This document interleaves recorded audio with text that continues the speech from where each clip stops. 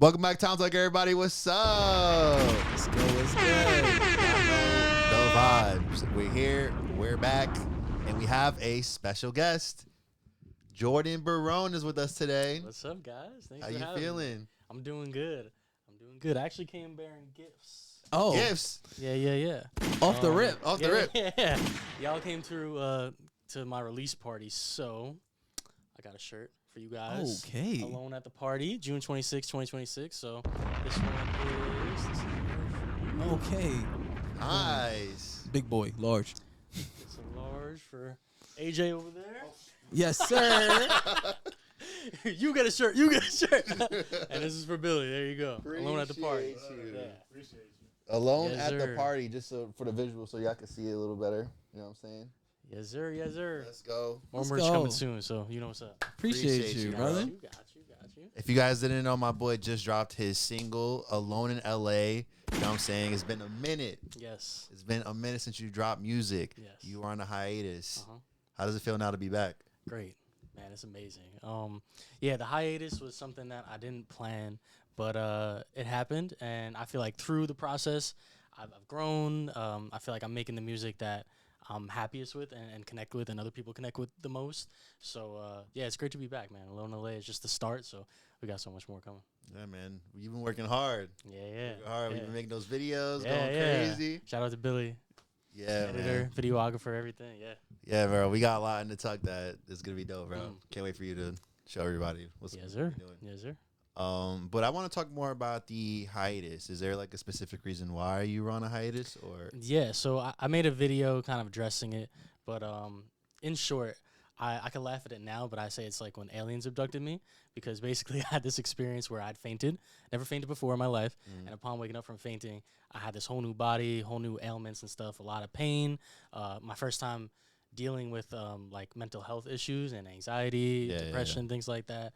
I know we've talked a lot about those things like in our own time and stuff, and just had to like navigate that path. And I thought it would be a lot sooner that I would come to like being in a better place, but it took some time. And I'm not mad at it. I used to like want the old Jordan back, and now I feel like I'm, like I said, stronger because of it, have more confidence because of it, and I feel like I'm a new man. So yeah, I'm not mad at it anymore, and that's the reason why it took so long. It took a while to get to that place. Absolutely. Yeah. You know, sometimes life throws these curveballs at us that we don't really 100%. expect, but we come out better 100%. and we grow from it, you know? 100%. So Yeah. I'm glad you feel that way. That's Yeah, dope. we're here. I've Yeah. arrived. Exactly. And you dropped the song. Yeah. I have something to show for it. I think that's like the most important thing is like I felt like I lost some of myself like in the artistry, or lost myself from not putting out records and being an artist. I felt like I was less than and wasn't exactly the artist that I needed to be, and because I was doing well, I had records out and stuff, and just to stop abruptly, everyone's always asking like, when is this coming out? When is that coming out? So to have something to show for it in the end is really great. So. Nice, bro. Nice. Yeah. So I also want to talk about your name, like Mhm. your given name. Yes. The Late Night Serenader. Oh, okay. How'd you It's even on my get birth that? certificate, actually. Yeah. That's So how'd you get that name? I gave it to myself, if I'm being honest. I thought it was Yeah. like something cooler, like someone gave it to me, but nah. I play piano, so it's a way of like serenading, playing piano like at a bar with some wine and stuff like that when you're with a significant other. So kind of stemmed from that, but then like the late night part came from all the things that I speak about in my records is definitely like thoughts that you have at night. It could be like those deep, intrusive thoughts. It could be like, like at the end of the day, right? You're thinking about all the stuff that you went through the day, what you want to do the next day. So I feel like I speak on those things in my music. So it could be that. It could be romanticizing, like love and things like that too. So just all those things that happen in the late night, I feel like my music is attached to. So yeah, I want to serenade and basically be the voice of the late night. All right. Yeah. I feel that. That's fire, bro. Mhm. So you also produce, mix, master, engineer, and write all of your music, right? Yes. Mhm. If I'm correct. Yes. I have a lot of close collaborators, but Yeah. for the most part, yeah. You do it all by yourself. Yeah. Mhm. How does it feel to like just be able to do all that? At times it feels great and empowering, and at other times it sucks because I'm a perfectionist and I'm crazy. And I'll have people kind of like join in on the records and add like a bunch of new elements and stuff, and then I'll take it down from there and maybe only use 2 elements that they gave me. And it comes, some things might not make the record, some things will. So it's a whole process, and especially with Alone in LA, that was a record that took 4 years or so to make. Like, I started in 2021, 2022, and now it's 2026, and we're here and the record's out. So it was multiple locations that I recorded, multiple different versions, and then doing the mixing myself. I tried to outsource it a little bit to someone else. I have a close collaborator, this guy Dom Casella, which I think you guys met the other day at the event. And he's a great engineer, and I love him to death, and he makes great records and great mixes. I had to mix the record, and it just was a little too different for me.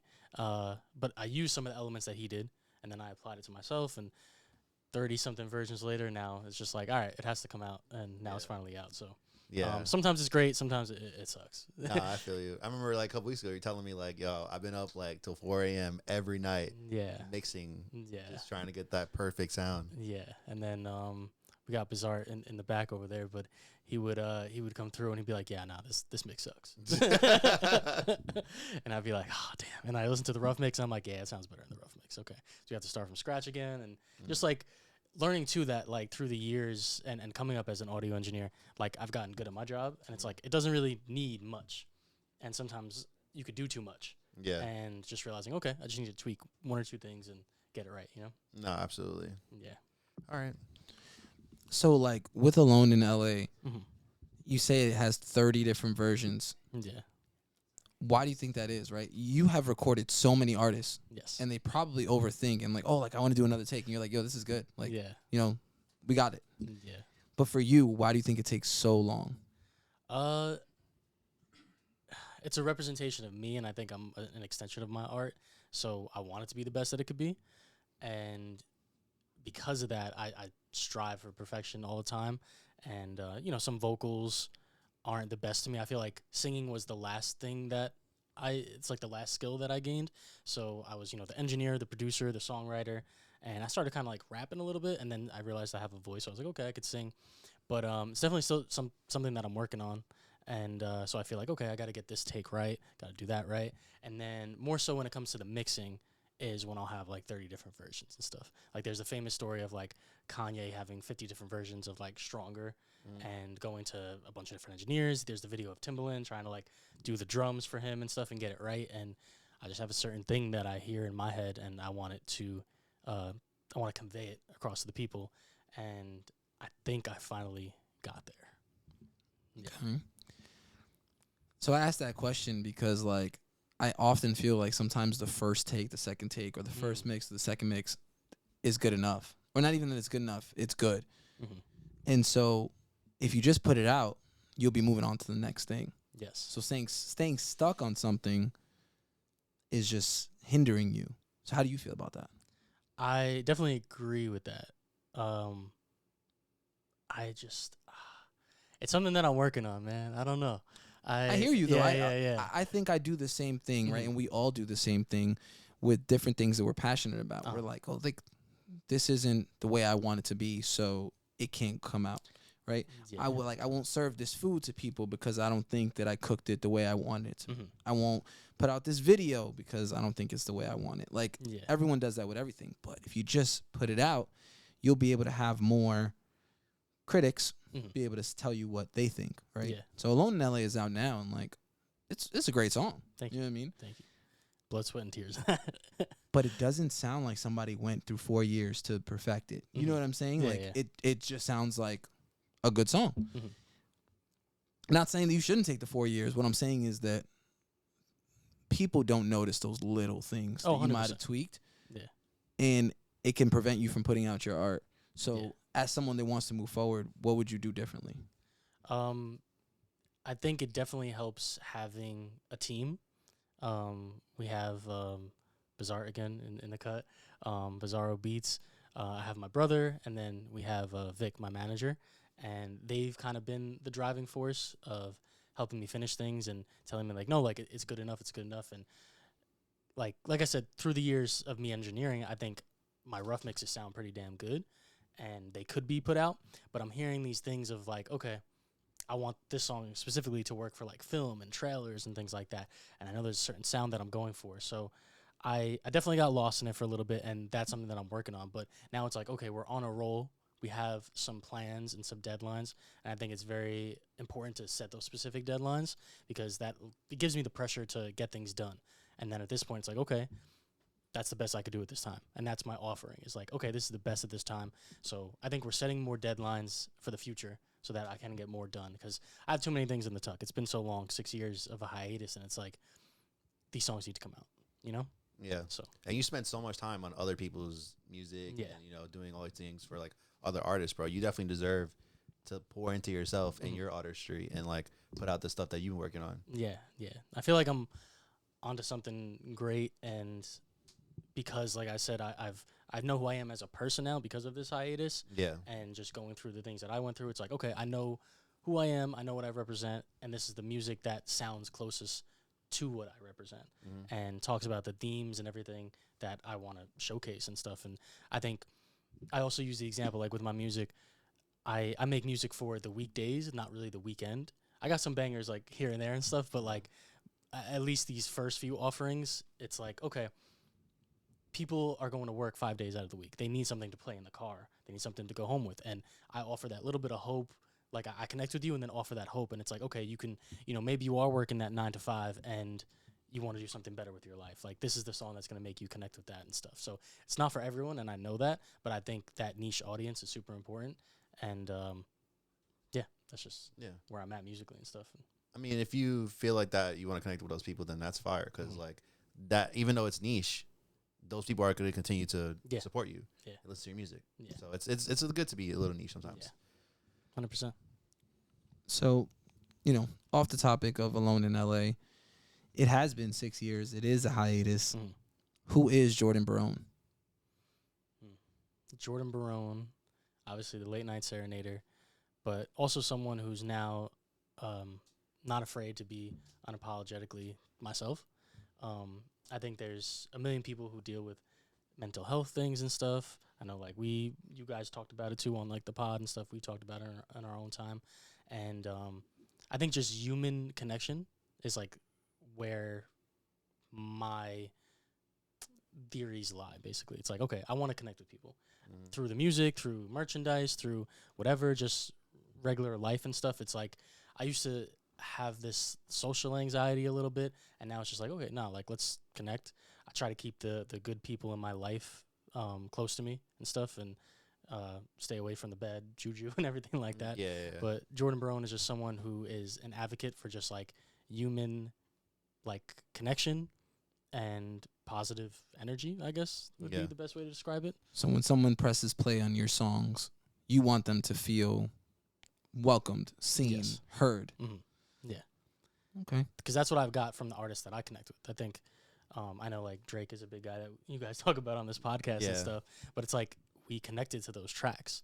Marvin's Room, people connected to because it's like, you know, you're calling up that girl when you're drunk. Like, it's a little thing, or like Bria's interlude where he talks about an experience from someone else's life, you know, or even like Billie Eilish is someone that I connect with, or The Weeknd, because like they have those deep and personal tracks, and it just makes me connect. So I think I'm doing that now through my music, and it took me a while to figure that out and how to convey that the right way. Yeah, but you're definitely showing out, bro. And beyond music, just having that personality outside of who you are as an artist is also important as well. And I think the event you held on Friday definitely showcased that. Yeah, there was a lot of love. Yeah, a lot of love, a lot of vibes. Like, everything was at an all-time, like, a high, bro. Yeah. Like, just being there and like, seeing everybody connect and speak, and how you even interacted with, like, everyone that was there. It was all, like, friends, family, your parents. Your mom came up to me and was like, oh, hi, how you doing? You know what I'm saying? Like, it was great. It was a great time. And that's very important, to just, like, be able to connect with people, even in, like, those spaces. That way, they see you outside of your music, you know what I'm saying? Yes. They see you as an artist, they hear your music, but also that personality that you have outside of that is also, it's important just to, like, be able to, like, be there with people, you know what I mean? Yeah. I think that's another thing too, is to cultivate those experiences for people, because, you know, it's cool. People are growing on the internet. Like, you see someone like Kai Cenat and Speed and stuff that are growing with, like, streaming and everything. Yeah. But I think there's definitely something to human interaction and stuff. You can convince someone to be a fan or just be a friend way more in person than you can on the internet, you know? So, that the release party was super dope. Friends, family, some familiar faces, some faces I haven't seen in my life, and now we're cool, and now we're part of this experience together. It's part of my history, it's part of my story and stuff. And then just having the other artists that I've known through the years, like Eddie I, Tia, Glenshi, just super dope people that I work with personally, I know are good people, and they make dope music. So it's just like, okay, let me put them on display as well. And originally, I didn't want to perform. I just wanted it to be like, it was like my birthday. It was a release party. I was just like, okay, just let other people perform and stuff. But then the team convinced me, so we had a good time. I got to play some songs and unreleased music and stuff. So everyone seems to be vibing with what I'm doing lately. I haven't received too much negative feedback, and that's just like my spark in my back is just like, okay, I'm on the right path, basically. I'm doing my thing. So just continue and keep going. Are you afraid to receive negative feedback from your music? I think everyone, it damages like a little bit of your armor, right? Like you want people to like your shit. But I think, like I said, it's niche. It's not for everyone. But how do you grow if you don't fail? Or how do you grow if you don't have, haters or anything negative, right? Because nothing is perfect. And you have recorded so many artists on Staten Island and all over. I mean, you've recorded, PNB Rock, R.I.P. You have some great people that you've collaborated with and recorded. And you know that they're not the goats of all goats. They have, tracks that may have not been good. They have takes that may have not been good. They've grown from putting out those tracks. 100%. So with the negative, are you afraid of that? Ultimately, no. I think, like you said, kind of like you need haters and stuff. And so, like, if I have some haters, I know I'm doing something right. Oh, yeah, you got one. Because... You got two. Oh, man. So I'm doing something right. Like, what I think it was Ice Cube or Easy that was like, all publicity is good publicity. Yeah. And it's like, like if someone's saying something crazy about me, they still took the time out of their day to focus on me. And it's just bringing attention to me. So it's like, okay, obviously I don't want a bad name for myself, but it's like, I'm doing something right if my name's in your ear. Yeah. Absolutely. I say all the things that I'm saying to just push you, as a fan of your work. I mean, we've been listening to you since years. For years, yeah. It's been like 2018? Yeah. 2018. Yeah. I think that if you just put it out, you'd get the negative feedback, which would help you to move forward. Yes. You would get the positive feedback, which would help you to move forward. Yeah. I don't think artists get better by holding on to their work. I think it actually hinders them. So that's a bias that I'm putting out there in the interview. So you'll hear all my questions will sound different than Billy's. He's more of the seen and supported cast. I'm more like, I like a challenge. It's okay. Do it. Yeah. No, and that's kind of where I'm at now. Is like, okay, I saw, like you said, like you have to go through the process, put it out. I saw how long it took to finish Alone in LA, and it's like, okay, how do we learn from that? How do we move on? And how do I actually put these things out? So we actually shot a video for Alone in LA. I shot a video for the next song. So we're moving along. The process is coming along. I just also want to make an experience for the song. So like we worked with Billy too to make like content around the song. So like I want to make sure I juice it for what it is and stuff and milk it for as long as I possibly can. But also, you got to move on to the next one and stuff. But also like repackage. I have like EPs that are going to be coming out. An album eventually too. So like it's been so long that like, it's there, and now it's just like, okay, the content is the thing that's not holding it up, but it's just like I need to have some cool ideas and make this world and stuff, because I don't want to be an artist that just puts out a song. I want to give you some insight to my world, what inspired these things, and eventually that world will go into the album, and that'll be like the full experience. Like I look around the room and there's obviously albums and stuff like that. Like you look at 808 and Heartbreak, you look at Take Care, you look at 2014 Forest Hills, and it's like those are experiences and those are worlds that like you can go to and like live in. And I just, there's that bar, and obviously I can't be a perfectionist, but I'm going to give you my best offering at that time. Yeah. I mean, we've had conversations about like, not just putting out music, but you also kind of have to be a content creator. with also being an artist. You have to show people like, okay, like I have this cool idea, I'm gonna put it out, and this is gonna be part of this. You know what I mean? Like that's pretty much what you have to do with anything you put out music wise nowadays. It can't just be like a song and then whatever. Like maybe a cool dance or like, you know, like you said, like create this world or whatever the case is. Like that's kind of where you have to be at if you want to do this music thing in 2026. You know. And I look at someone like Tyler the Creator, who like we're like peers basically, right? We're around the same age, and in high school that was like the guy that was like, okay, he's doing music, he's making merch, he's having the Flognaw Festival and stuff, and like doing all the things that I want to do, and that experience was just so like pivotal to me as a kid. Just going through that and being at these places and stuff, and he had an app at the time, he had Loiter Squad, and it's just like, wow, like this man's just doing whatever the hell he wants. Like this is so dope. So like Charles Gambino. Yeah. Charles oh my Gambino, God. He does stand up. Yeah. He's an actor. You know what I'm saying? It's like, he has why can't I do all this stuff? Like last month, like we were getting like ideas for like merch and stuff, and honestly, that piece that I just gave you guys came together like a week before the event. So I designed it. I did all the research. Like I got like all the different blanks. I figured out what quality I want, what type of print I want. I printed all those things myself, so I learned how to use that thing. It's just like, okay, like and that's another thing with deadlines. Is like, you know, this event is coming up. I need to have something to sell. I need to have something to give people. So, okay, let me do this. Or the ideas for the video. It's like, okay, I could be a director. This is dope. Like, who says I can't? Just all these things that I just want to do. Like, I want to do it all. Yeah. Being in the room when you guys were like coming up with the ideas for the video was fun. That was a cool experience. Bizarre was like, let's crash a fucking car. we were like, yeah, let's do it. But that's the thing, like you dream big and then you start to see like, okay, what's actually possible? Like we wanted to set a piano on fire. In New York State, that's very hard to do with fire laws and stuff. You need a fire marshal there and everything. So it's like, okay, what's the next best thing? Let's smash the piano. So it's like, but don't like, you know, like don't limit yourself to this. Like dream big and then take it down from there. It's okay. So that's what we do. I think that opens up a lot for you, right? When you do dream big, because now you're there. You're like, this is what I want. Yeah. And then there's okay, this is what I can do. So, but this is what I want, and you build from that. Yes. Yeah. You understand what I'm saying? And it's like I compare myself to these big name artists and stuff, but they're working with labels. They have $1 million budgets, right? For these music videos. So it's like Kanye didn't. Exactly. And so. And I've been holding on to this entire interview from what you were saying in the beginning. He used to not be a perfectionist. Like from the start, like he would make 100 versions or whatever, but he showed it to the label and they were like, yeah, this is he should just put it out.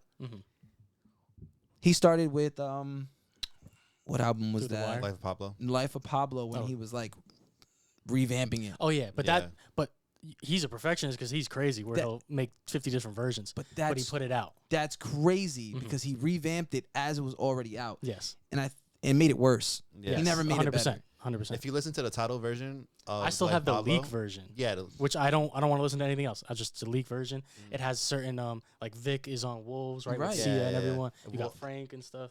Wolves there's no Frank's track, it's just Wolves. Yeah. Like it's just together. And I think that's the beauty of making music is the purity that it is in its first form. We made Slide 3-4 different times. And like, I was like, I'm still not satisfied. I go back to it now and I'm still not satisfied. Eddie told me to put it out the first time we made it with like no mix in his crib. Yeah. And we should have, because why not? You know what I mean? We would have just moved on to the next thing. That's a fact. Spent a whole year on that track. And by that, I'm drained. I don't want to do anything. Yeah. We spent a year on it? No. Damn near. Yeah, probably. Who knows? But yeah, like I think kind of what I said earlier, like my rough mixes are pretty good, and it's like the message is conveyed in the rough mix. So it's just like, okay, how do I, like I said, tweak one or two things and just call it a day and move on from that? Because I think there is some purity, there is some magic that happens in that one moment, and you can easily ruin that magic. We talk about editing albums and stuff, like the Astro World album. What's the first track on it? Stargazing. Stargazing. Okay. There's that pop. You guys know what I'm talking about? Boom, boom, boom.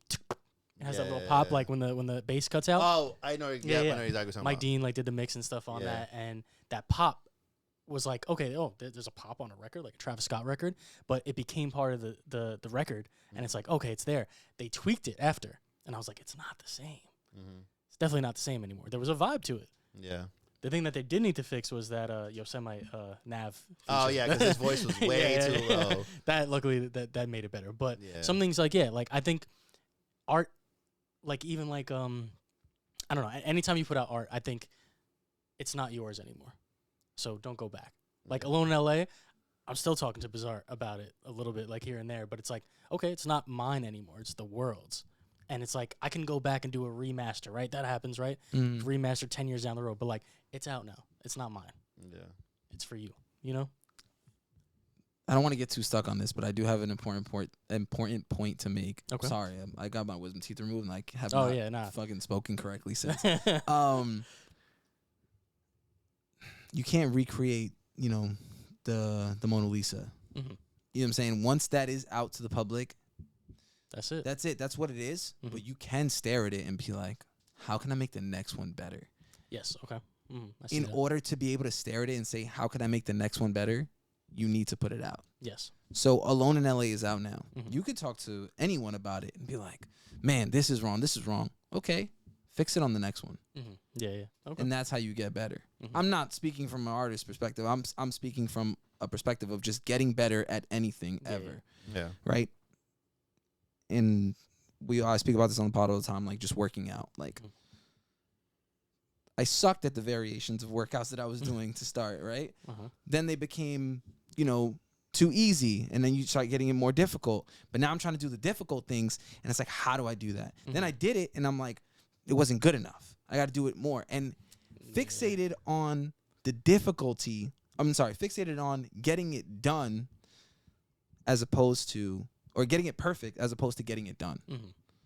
That's where I'm at. And I'm really wrapped up in that because I feel like 6 years of a hiatus says a lot about somebody, how they feel about their art. But it also doesn't give people the opportunity to enjoy the art of the other person. So, like, we're like, Frank Ocean, put out an album, right? Yeah, see, I don't want to be that. I think I obviously was that because, it was a long time and stuff. But it's like, nah, that's too long. You got to feed the people. I need to feed myself as an artist. Like, that was a dark time for me. It's like, I was creating, but it wasn't like I was finishing things. I have all these unfinished things for years. And, that just does something to me because it's like, oh, they're just sitting there on a hard drive. Like, I know I'm talented. I know I could do this. I just got to take this next step. And I was afraid to be on camera again. Like, I lost that confidence. So to be here in front of you guys and even just having this conversation right now is like, oh, like, I made it. I'm here. The first step in, the next few steps that need to happen and putting stuff out. And now I'm, like, genuinely just excited to be doing this and putting new things out. And yeah, I don't want to have another hiatus. I don't want to have another video like, hey guys, what's up? It's just me. I'm back here, and it's a tough time. Like, everyone's gonna go through ups and downs. Yeah. But I think documenting the process is dope. Like, that's life. And we see people like Russ doing that like every day. He's in the studio, and sometimes there's a hit and sometimes there's not. And like, I started streaming kind of like during the pandemic and stuff, and I want to get back into that just to show the process of like, not every day is going to be 3-pointers like all the time. You got to be shooting in the gym, and that's going to just prepare me for relatability, bro. Like, that's all it is. People want to like you said, connect. And if you're more relatable to your audience, it draws more people to you. 100%. Especially upcoming artists. They might tune in and be like, oh, this is dope. Like, how can I learn from what he's doing? Maybe I could adapt it to like my stuff. You know what I'm saying? Like, it's so stupid, but I thought like, if I'm going to stream every day, like, what am I going to wear? And like, that social anxiety like was on my head. And it's just like, man, like, who gives a like, I can curse, right? Yeah. Who gives a fuck? Yeah, who gives a fuck, bro? Who cares? And it's like, okay, you know what's even doper?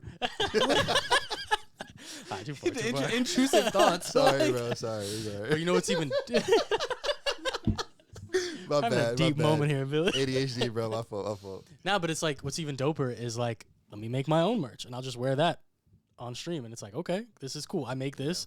You guys can do the same thing, like, whatever. So, something that I read not too long ago, but I read this. I think it's Mark Zuckerberg. Okay. Wears the same thing every single day. Yeah. So you don't have to worry about it, right? It's those little things that give you like fatigue, just little bit of energy that you're wasting on. what do I wear, or how is this going to be perceived, or let me take the thought process out of it. I'm going to wear the same thing every single day. I'm going to wear a black T-shirt. I'm going to wear a white T-shirt. Why? Or I'm going to wear my merch. Oh, he's wearing the same thing. Oh, he's wearing the same thing. Oh, he's wearing the same thing. Those are 3 different reactions, but that's 3 different people. Those are 3 people that are watching your things, and then you multiply that by, hundreds. So it's all about perspective.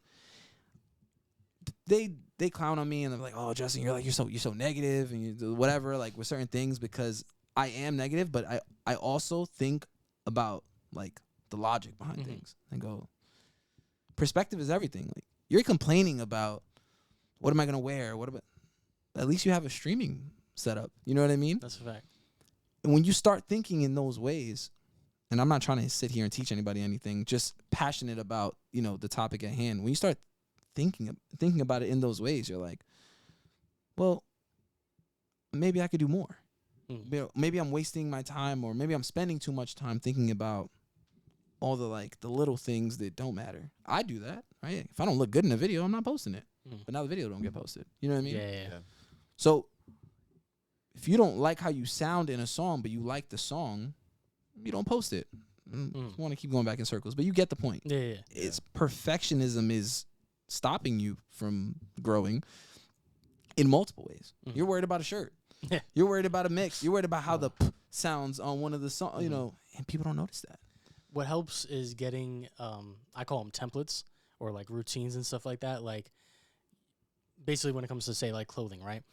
I know what style of shirt and what style of pants go with certain things and certain shoes to kind of like address myself as like an avatar. So like Timmy Turner, right? What do you think of? Pink hat. Yeah. Pink hat, pink shirt, the blue jeans. It's like, okay, like I know I have these certain avatars. Like there's my ripped jeans look, there's my cargo look, and this. And like, yes, that should help me and, prepare me so that there's less time spent thinking on that. And I'm trying to apply that to the music. So it's like, okay, I know on this record I need to hit my low voice. And on this record I need to hit the falsetto. Like, and kind of like, oh, this record I'm going to slide like this. This record's going to go like that. So this way you can streamline things and get templates going and stuff like that. That's a new thing that I'm working on is templates. Templates of life. Yeah. I'm going to coin that phrase.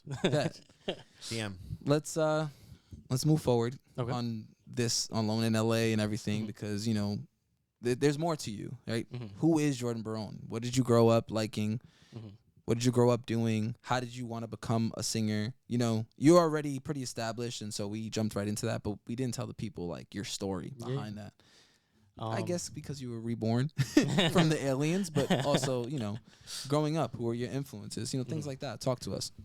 So growing up, my mother was like a disco queen. She loved disco music. She loved to dance and stuff. My father, he grew up during the 60s, so it was like the Beatles and all those type of records, like around that era, like there were all the new bands coming out, like the Turtles and the Beach Boys and stuff like that. So that was kind of his era. Then he got into disco. So that was around the house. Then I have a brother, Stefan, shout out to him, the other partner in Red Planet Records. He started with like Slipknot, Limp Bizkit, Linkin Park, and stuff. And I remember like he'd have a CD with the boombox, and we'd jump around in his room, and like he'd be like, "Don't make the CD skip," and then I'd jump around and make the CD skip, and then he'd push me into the wall. And then his first hip hop cassette was Method Man to Cal 2001, and that was like his first introduction. Like obviously we're from Staten Island, Wu-Tang is a big thing out here, but that was like his first introduction, and then my first introduction. And then we get into things like, obviously, like Tupac, and Eminem is like the biggest thing in the world to us. So those were kind of the influences through the years. And my father, he always played guitar. He wasn't the best for a while. Like, we'd always like, man, my dad's just doing his thing. But then during the pandemic, he got kind of good. So I can't even knock him anymore. Like, he's pretty good. And my mother, she had a piano she got in 1967, an upright piano my grandmother bought her. And that's a piano that's still in my house to this day. And that's what I learned on when I was about 8 years old or so. So I think at a young age, they involved me in a lot of things, involved me in a lot of culture, the arts and stuff. So I was learning piano. I did some ballet. I did some tap dancing. So I learned how to dance and stuff. They had me in some school plays and everything, and I got the leads in like 8th grade and 7th grade and stuff, and then in high school again. So I was around all these different arts things, and originally I wanted to do, first it was video game design because I used to be obsessed with video games back then. Like Halo and Call of Duty was just like at its peak. So it was video game design. I used to design like 2D Flash games on addictinggames.com. I don't know if you guys remember that. Okay, yeah. That was like my thing. And then I got a hold of Photoshop in like junior year or something, like a cracked version and stuff. And I was learning Photoshop in school. And that was like the biggest thing to me because I would just be up on my computer at the time and making things for like Tumblr. Tumblr was big at the time too. So I was making all these little like GIFs and stuff that I thought were like the coolest things to me. So I have some graphic design background. I started making shirts that would match the Jordans that would come out in high school, and I would sell them to the kids. So like the new, say, Chicago's come out. It's red and white. Boom, $20 a T-shirt here. And started doing that. Started flipping sneakers. So I had this kind of design mentality and hustle mentality, and I was kind of cutting school and just like selling sneakers and designing things. And I wanted to go to fashion school. I wanted to go to the FIT, the Fashion Institute here in New York, and I applied and I didn't get in. So my goal was to go to just a regular school out here, CSI and stuff, the main school everyone knows in Staten Island. And I was gonna get my grades up and reapply, but I fell in love with music. And my brother, he's been making music since I was like 7. It was an outlet for him because he used to get bullied. And my mom just wanted a place where he can, be safe at home, have friends. So she made our garage into a little studio, makeshift thing at the time, and he would make music. I made my first record when I was, it's 2004, so I was like 9 years old or so. And that's what kind of gave me the bug. I learned on FL Studio how to make beats and stuff. And then around 2012, 2013, we started collaborating. And that's when like I got that bug for music. And I was like, okay, let me try out this stuff. And engineering came into play. I was like, you know what, let me see. Like the records didn't sound professional. And I was like, okay, someone needs to like learn how to do this. Then I figured out that's what an engineer does and started working at studios in Manhattan. One thing led to another. Now I'm producing, I'm songwriting, and I started making records to pitch to other artists, and they just weren't taking them. And rightfully so. Like I think I was making them for me, and they had my voice and my tone and stuff. So through the years, those are the records that are like Same Thing, which is my record, or like Used To, which is my record, or Up Tonight, which is my record. So it's like, okay, these weren't meant for these people. They're meant for me. And through engineering and knowing auto-tune, that's how I kind of learned how to sing. So I would just like finesse auto-tune until I got pretty decent with my voice, and now we're here. It's a long story, but yeah. It's pretty in depth. It was good. Didn't want to cut you off. You were on a roll there. I do have a question. You said you made your first record at 9? Yeah. But you fell in love with music after college? To make it like a career. I first thought about it as a career after high school, basically. Yeah. But you were already making music? No, just my brother, he was making records, and he was like, you know what, let's make a song together. And so we just made that one song, and then I would mess around in FL Studio, and there's a step sequencer where you can like add different like things to drums, and I would make like smiley faces. So you weren't passionate about it? You kind of were just messing around. Like you were like, I still want to make 2D games on addicting games, but you weren't like in love with it? No. It wasn't until after high school. After high school is when you fell in love with it. Okay. How many, or you know what? How old were you when you made Used To? That was like 2016, I want to say. Okay. What was the first song you ever released? The first song I ever released was Same Thing. Yeah. Okay. So let me go back on that. How old were you when you made Same Thing? Same Thing was made in 2017. So I was around like maybe like 24 or something like that. Okay. I was born in 94. I'm aging myself, but yeah. But yeah, so it was around 20, because I was working at a studio in Manhattan as an engineer, this place Blast Off Productions, and that's where all the artists would come through, like PNB Rock, Kehlani, Mac Miller, Rico Nasty, her, and stuff. So I was doing a lot of these things with other artists, and I wanted the time for myself, because it's always like, 24 hours, sometimes you're there working sessions.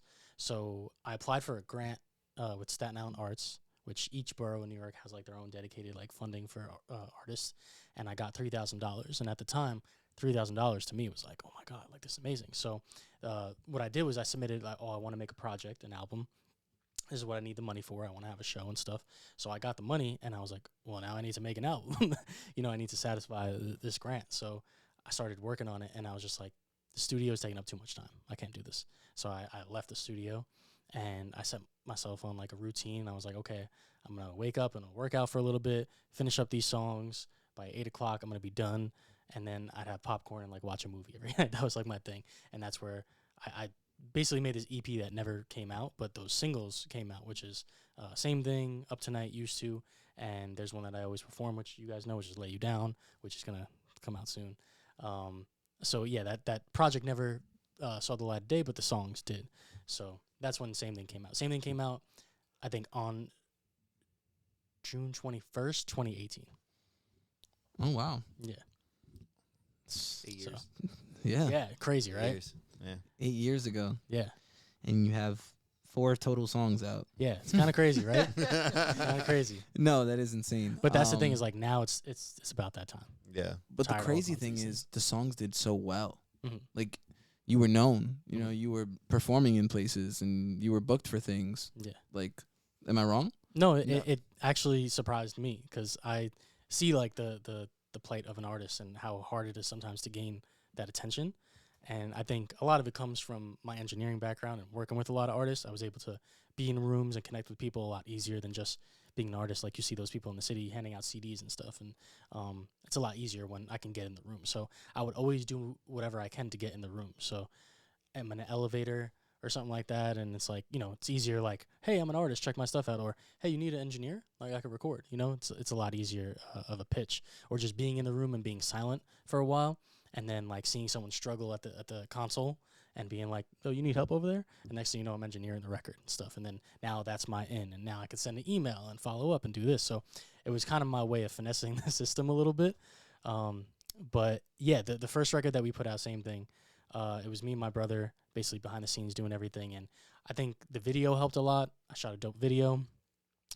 The assets, like social media content and stuff, was pretty decent at the time. I didn't have like the full grasp of what I needed to do, but a lot of it came from, I think, those things, and then learning marketing, learning advertising, and just sending, like, I'll send emails all day as much as I believe in my stuff so much that like I'm crazy. I'll stay up till 4 a.m. just sending emails and, you know, finding the right people. Like I'm on LinkedIn and I'm on IMDb looking up like music directors of like movies and stuff and who works for this place, who works for that place, and just like cold calls, like emails, DMs, whatever.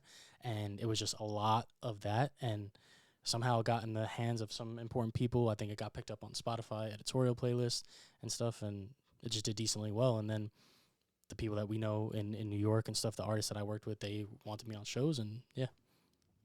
Well, I am going to bring this full circle because I have to. What's up? So you weren't a perfectionist when it came to that. You just took chances.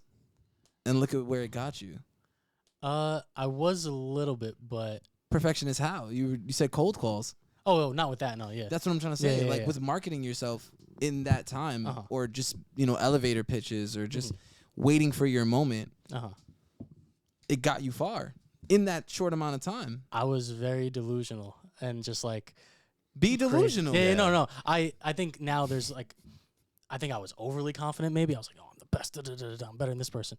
And then something happened. I think that little switch with just my body, and I don't know, I lost confidence for a while. And now it's like, okay, I have humble confidence now. Okay, cool. I think I still, in my head I think I'm the shit and stuff and whatever, but I know that there's people who are better and stuff, and that's just life. It's going to happen. But it's like, okay, I know me, I know who I am, and I'm still dope. Yeah, but I don't think there's anything wrong with being delusional. Yeah. And no, like you need to be. Really believing like, yo, I'm the best at what I do. There's a billion artists out there, right? Yeah. Who am I to think that I deserve a chance? I deserve a second of your time to listen. It's like, who am I? Like, but I think I do. Yeah. That's it. Like, that is my head. And, that's not going to stop me from, hitting up people or doing whatever. All right. We've touched a lot on the music, touched a lot on your family, your upbringing. Let's get more into the fun things. Like you said, you love video games. Yeah. You love food. What is Jordan like? If you were to have a perfect day, what would it consist of? Some Ice Cube shit. Today was a good day. A perfect day. Okay, first, I don't like to wake up early, so that's no alarm clock. But starts laughing because he knows. No alarm clock. Just wake up. Just like, I haven't had one of those days in a while where it's just like you wake up and it's like, everything's great, whatever.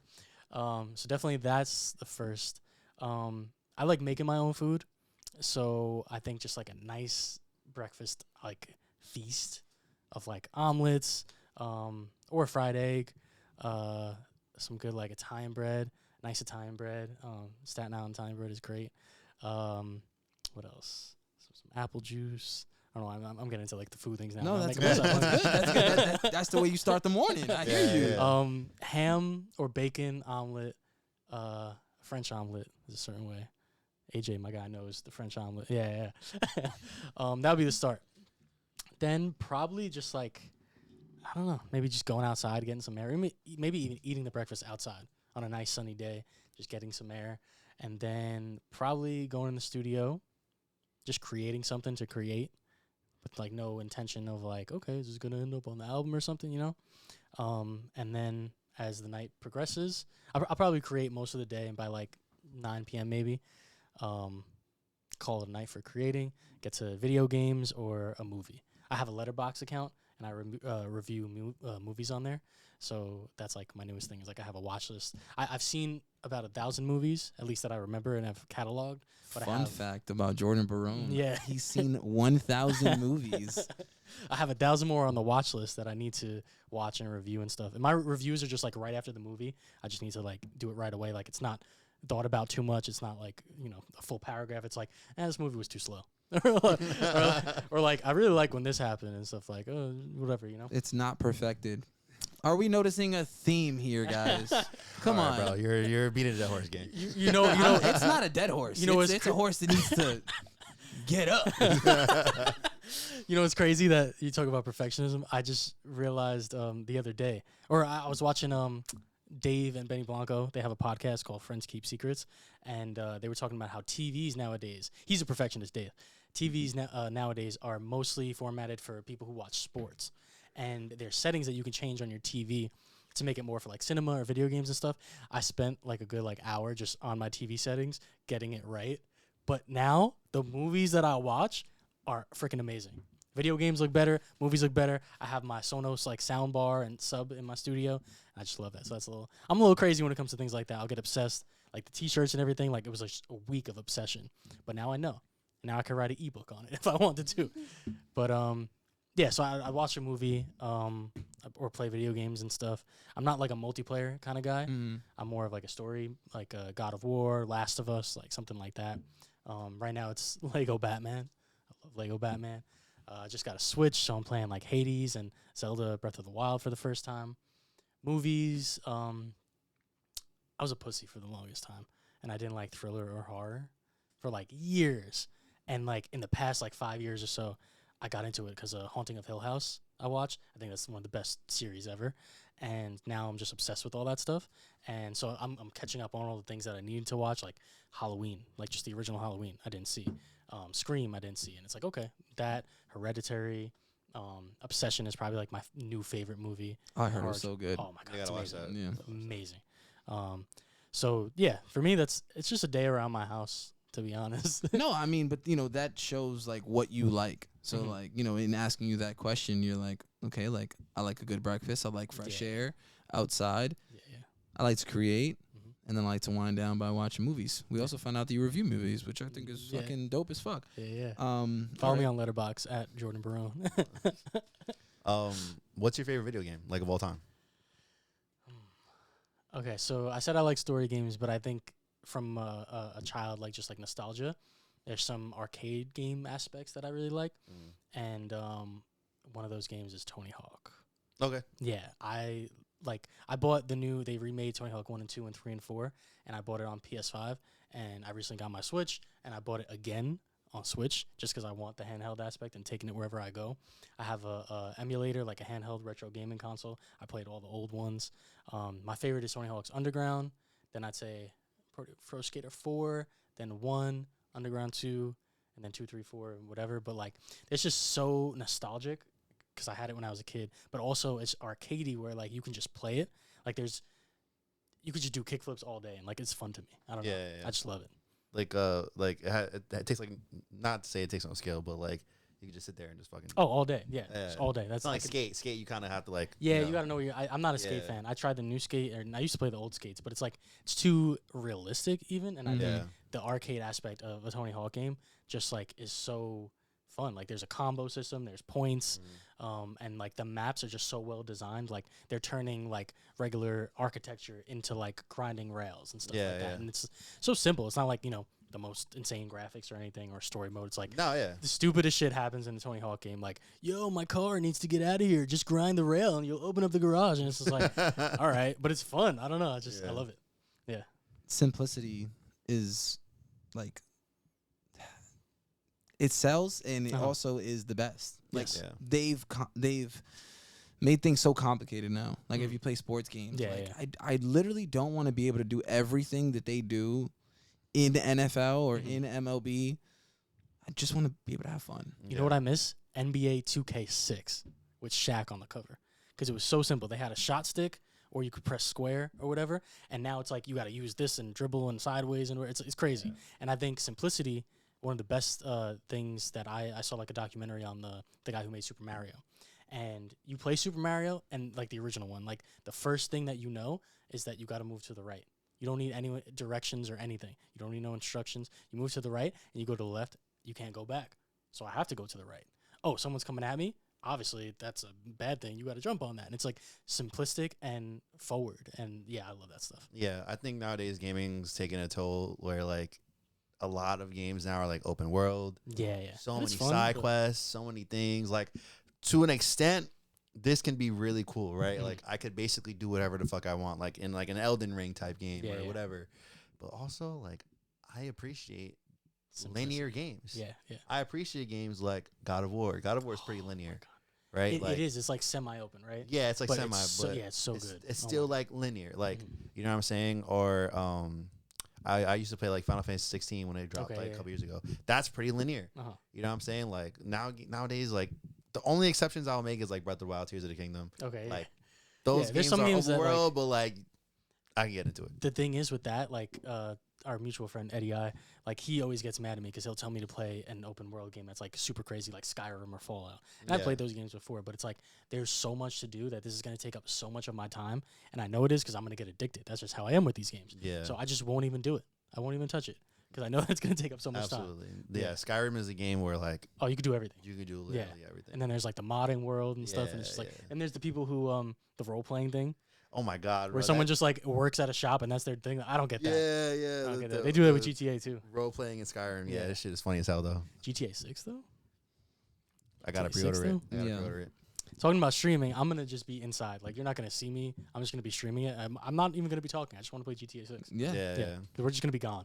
November 19th, lock it in. Yeah, bro. I'm gonna be locked in. My wife already knows. Like I'm gonna be in the crib just playing GTA 6 games. Remember, like when Pokemon Go was a thing and everyone was outside. Yeah. This is gonna be the total opposite. Everyone's just gonna be inside. This is the biggest video game release of all time. Oh yeah, 100%. Of all time, bro. Yeah, absolutely. They're talking about people are gonna start scalping Xboxes and PS5s again.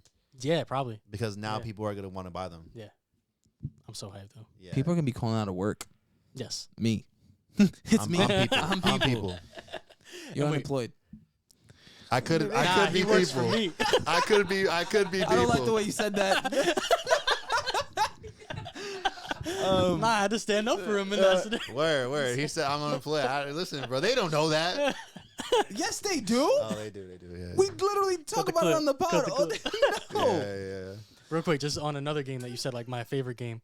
On the opposite scale of things is Red Dead Redemption 2. I was waiting for you to mention that because we've talked about Red Dead so much. Like, I think like Rockstar, they just make the best games ever. Yeah. So Grand Theft Auto 4, just being in New York, is so dope. Like I think it's so well designed. The way that they made the map. Like I'll go somewhere in real life and be like, oh, I've been here before, and I've been there in GTA 4. It's fucking crazy to me. And then Red Dead Redemption 2 was just like an expanded upon edition of all the things that they've learned and stuff. And that game is just beautiful. And now taking that and Grand Theft Auto and all they've learned and putting that into GTA 6 is just going to be top notch. That's how I feel about GTA 5. Like when I first went to LA. It's great, but GTA 4 just from New York vibes. Yeah. We went to LA, bro, and we're like, oh, we were here. Yeah. I've been here. Yeah. Like I could walk around and I know where I'm going because I played GTA 5 so much. It's crazy. Like it's like 1-to-1, bro. Yeah, no, 100%. It's insane. So if you weren't an artist, what would be your profession? I would probably be a fashion designer or graphic designer.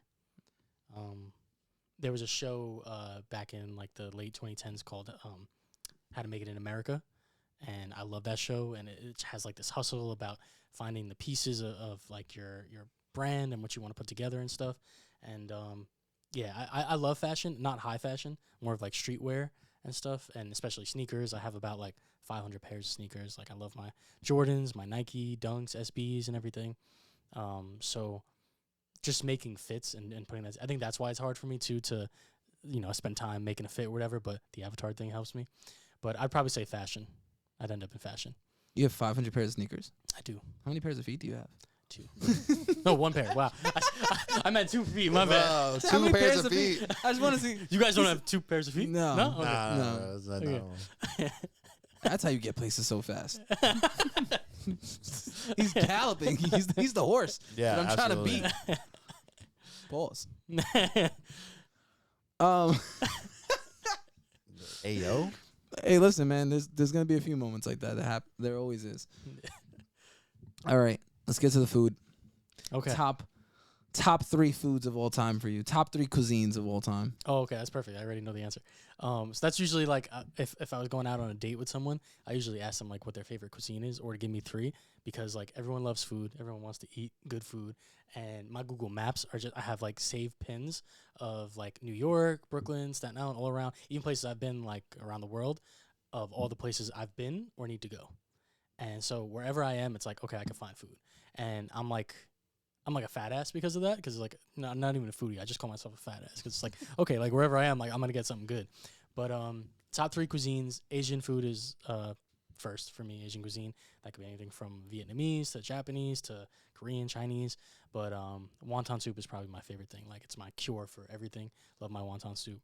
After that, it's Italian food, just because I'm Italian. That's what I grew up on. And third would be Spanish. I like Spanish from like Spain, like the Spaniard stuff, or from like DR, PR, things like that. A good pastelillo, empanada. Yeah, he knows ball. Okay, he knows ball. And speaking of food, we got something. We'll get to the food thing, but first, Mm-hmm. we got a one gotta go for you. Okay. Not a staple on the pod. We gotta hit you with one. Yeah. We get him with a few actually. Yeah. All right. I got some opinions. So. Oh yeah. See what's yeah. up. Yeah, all right. One gotta go. Jordan Barone edition. Same thing, or used to? Oh, that's easy.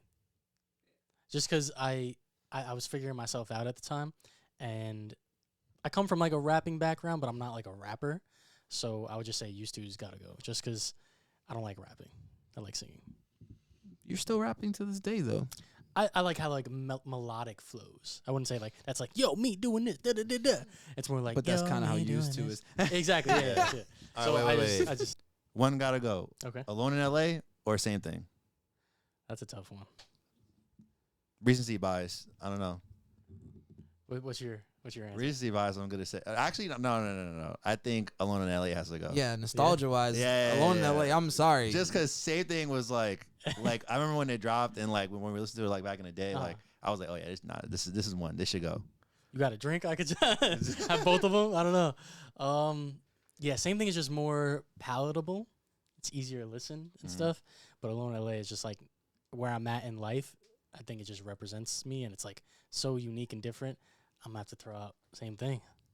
All right. Yeah. That's fine. I can see that because like the amount of time you spend on like production and yeah, everything, like I can see that. Yeah. That makes sense. Sorry, same thing. All right. One more. Okay. One gotta go. Mhm. Kanye West or Jay-Z? I'm gonna have to get rid of Jay. That's crazy. Kanye's like newest stuff is to me. Sorry, Kanye. Whatever. I feel like he was really crafting these albums back in the day, and now it's kind of like an afterthought to the other things that he's working on. And but those albums got me through so much. Like My Beautiful Dark Twisted Fantasy is my #1 album of all time, and I think it was like the #1 album in Rolling Stone as well, over like the Beatles and stuff like that. And it's just like did so much for me as like someone who's passionate about art. Seeing the 30-minute Runaway movie, basically, that Graduation, 808 and Heartbreak was like a time in my life that I remember, like just like, oh, people can make sad songs. Like, how do you go from Good Life to Love Lockdown? Is crazy. And And then like seeing the eras from like the Bear to the red tux at the Grammys or whatever. Yeah. And then the Heart, the Yeezus with the cover. Like, it's just so many cultural impacts through music, then design and clothing and stuff like. Who do you think is more impactful, Jay-Z or Kanye? Kanye West, easily. Yeah. I mean, listen, Jay-Z has impacted generations. Yes. But there is sneakers too. Music does not sound the same right now without Kanye West. Yeah. Fashion is not the same right now without Kanye West. Yeah. I'm specifically talking about music, but it doesn't matter. I agree, The more impactful person all around is Kanye West. I think also too, Jay was like the hood dude, like the hood gangster, and he was talking about things that I just didn't understand. Like, that was that, and then also about like, selling drugs and stuff like that, and everything of like being cool and stuff. And I didn't really fit into that lifestyle. I feel like me growing up, like, I had the cool friends and I had the band geeks and stuff, and I was always in the middle. I never had a set crew. So the shit that he's talking about on Reasonable Doubt, like, now I can look back and like, yo, this man's fly. Like, he's styling on people and stuff and talking about these cool things. But I think Kanye just had these verses that the triple entendres and everything, and like the rhyme schemes that were just crazy, but they were more palatable to the regular like average person. Kanye West can rap. Oh yeah, and he's had great bars. Mm-hmm. But he's not the greatest rapper. I think he just makes the greatest songs. I know, but even like I'm saying, those little 16s that he would spit are just, there's so many entendres and stuff, and it might not be as much as like say Eminem or a Jay, but they were palatable. And that's what I think is the difference. Okay. Yeah. Who do you think is a better rapper, Kanye West or Jay-Z? Kanye. Who? Kanye. There's no way. Because there's some things that, personally, me just go over my head. And, like, he's doing a lot. And, like, I think, yeah, Jay's obviously super talented and stuff. And he's a crazy rapper. But, like, I'm talking about, like, I'm always for the masses. Okay, so who's a better rapper, Eminem or Kanye West? That's where you're going to get me a little. I don't know. All right, Eminem. Yeah, so wait, who's a better rapper, Eminem or Jay-Z? Eminem. Okay. I think Eminem is just like, it's known. He's like literally the best rapper. And I think he's too good now where there's triple, quadruple entendres in every bar. And it's like too much. He's not good anymore. Yeah, but it's too much. Because he's so good. No, he's too good where it's like Christopher Nolan trying to explain to you how parallel universes work. That man knows too much. I don't understand it. It's too good. I'm like in Slim Shady. That's lyricism. We're talking Marshall about Mathers. rapping. Like, who's the better technical rapper in rappability, not just like triple, double entendres. The way you rap and the way you convey the message. Jay-Z, 100%. That's an awfully hot coffee pot. Like door hinge orange. Eminem is a GOAT. Oh yeah, and 100%. he's made some of the. I don't know, man. There's no way you can hear that and be like, he's good now. You know what I'm saying? Nah, I think he's too good for his own good. I think that's just what it came to. But Jay-Z is delivery is cool and like stylish, and I think on 444 he really mastered that. Of like, okay, it's just a man talking into the mic, and like you hear him nice and clear, and he's saying what he's got to say. You know. Like, listen, Eminem's the GOAT. But he's not better than Jay-Z when it comes to rapping. I think Jay-Z's been good at staying true to himself and keeping that consistency through the years. When you look at, like, there's old Eminem and there's new Eminem. There's old Kanye and there's new Kanye. Jay has been, like, consistent. Yeah, he's gotten better. I mean, Nas has gotten better. Yeah. I like this. I like this game. You got any more for me? We got. Let's do albums. let's do albums. Yeah. All right. Come on. Oh damn. One Gotta Go albums? Yeah, sure. Yeah, okay, cool. One Gotta Go. Graduation or My Beautiful Dark Twisted Fantasy?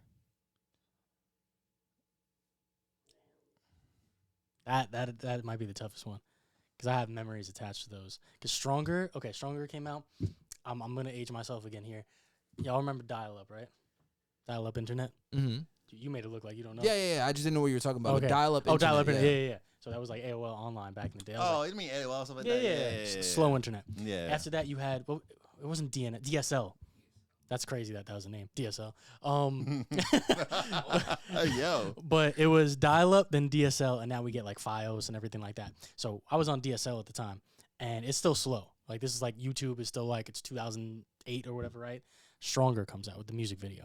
Now I don't know any like Akira and stuff, anime things, but obviously Kanye is very inspired by Akira. The music video is insane. Daft Punk's in it and everything. I remember watching that video and being like, oh my God, me and my brother just in the studio at the time, like, this is crazy. And we rewound it, and you had to wait for it to buffer again. And we did that at least 20 times to the Stronger music video. So that has a memory attached to it. The Marty McFly thing with the sneakers, Good Life with that was a crazy time. I'm going to have to choose My Beautiful Dark Twisted Fantasy. To go? No, to stay. Oh, to stay. Sorry. Graduation has to go. He was like, there's so many things attached to graduation, but get that shit the fuck out of here. Because Kanye had a redemption story, right? He had the Taylor Swift incident, needed to come back from it. And that same stage that he interrupted Taylor Swift on, a year later, he goes and performs Runaway. Yeah. And I think just being from that dark place is where, like, my records have a lot of darkness in it and stuff. So, and that album is very overproduced compared to, like, Yeezus, which is underproduced. And I like that, string sections, everything like that. Like, Alone in LA is like a big example of that. It's like string sections, crazy drums and everything. So there's that. You have the Good Fridays, which is every week he was releasing a new track. Then you have the Runaway 30-minute movie. You have now Kid Cudi shining on these records and stuff, like really getting his place. And after that album, then you get Cold Summer. You get Watch the Throne. So it's like the precursor to that, like, Yeah, bro. So, Such a great era of music. I love when like an answer has so much detail in it too, because you weren't just like, yeah, graduation gotta go. It's no, like this was the peak of Kanye West. Yeah. I think graduation gotta go just because of his iconic performance, the VMAs. Oh my God. The Runaway performance. Yes. That's like one of his most iconic performances of all time. I mean, let's just Pretty shocking from you, to be honest. That I remember watching that like live. I know, like, but it was like, just it's such a core memory. Graduation for me. is probably the album you like more than Graduation.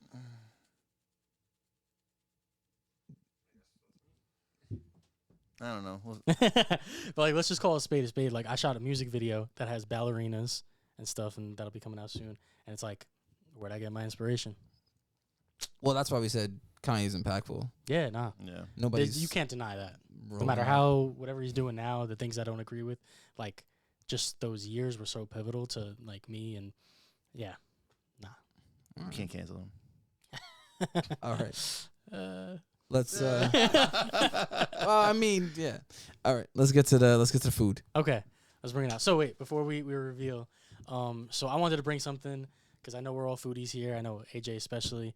He's going to all the restaurants and everything. We talk about food and stuff, so, I could have brought Asian food, like I said, was my favorite. I could have brought something like that, but I'm Italian, so I just want to give you guys something that is true to me and like what I would have on my regular like lazy days and stuff.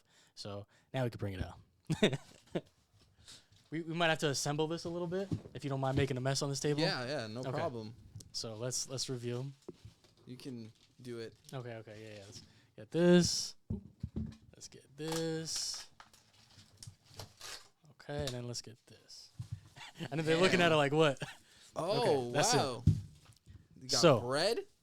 This is fresh mozzarella. So I'm sure you guys have had fresh mozzarella before, right? You had a sandwich, whatever. But this is from a place in Staten Island called La Bella. And there's a certain art to making the fresh mozzarella where sometimes they just salt on the outside, and then on the inside it's not salty. Yeah. This has a salt all around. It's so good. It's amazing. Gets paired with some prosciutto. Some people say prosciutto, but in Italian it's prosciutto. And then this, they didn't have the Italian bread that I usually get, which is nice and crunchy, because I went late. But we have a hero here, so we're just going to put it on here. So I think we should assemble a sandwich. All right, let's assemble a sandwich. Yeah. It's pretty. Hey, yo. I don't know why I'm having a hard time. Going to use that as the introduction. So the first step I do is I remove the extra dough. That's just a me thing. The extra dough. Okay. Extra bread. Hey, listen, man. He's gonna. I do that too. Nah, I do that too. We may need a knife. It's okay. We're just gonna for do this. everything with our hands now. Yeah. Yeah. Okay. All right. Everything with our hands, because we can't Those best guys. It's alright. It's It's alright. a fucking hero. This man is just fat. Nah, bro. When you eat bread, like. I'm gonna do this All right, one. never mind. Which way is it? Those bread is gas. Just wait till you have this mozzarella. Niggas can't like bread, then. All right. Sink it. Dink it. Let's do it.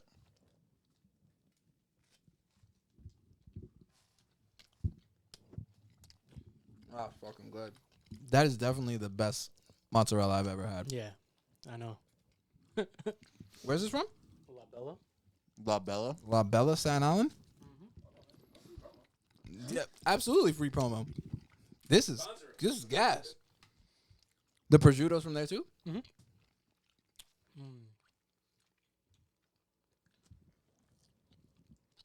I like how we all just shut up. It was really good. Jordan, thank you for putting us on to the best mozzarella in the business. Yes. La Bella, Staten Absolutely. Island. It's been a pleasure. Mm-hmm. Let the people know where they can find you. Tell them what you have coming up. Okay. I'm Jordan Barone on all. Ooh, there we go. I'm Jordan Barone on all streaming platforms as JORDAN Barone BARONE at Jordan Barone _ on Instagram and everything else. And what's next for me is some new songs, music videos, more content, streaming. What else we got? Merchandise. Yeah, just a whole lot of me, basically. All right, let's put a deadline, right? So you said that helps you. Yes. We need another song Okay. before the summer ends. Okay. All right? Okay. Another song before the summer ends. And we'll host your next event if you want us to. Okay. Yeah. Billy's a good MC. Yeah, for And, sure. you know, I'm down. he'll No, He's he didn't. We didn't talk about this He- pre-pod. he's- I'm he's done this with Delgado's festival before. Yeah. So I was there. we're here. Okay. We're here for you. Absolutely, yeah. I'm with down it. for that. I'm with it. Yeah. Okay. All right. Let's go. Hell yeah. Cheers. Cheers. Cheers. Deuces. Deuces.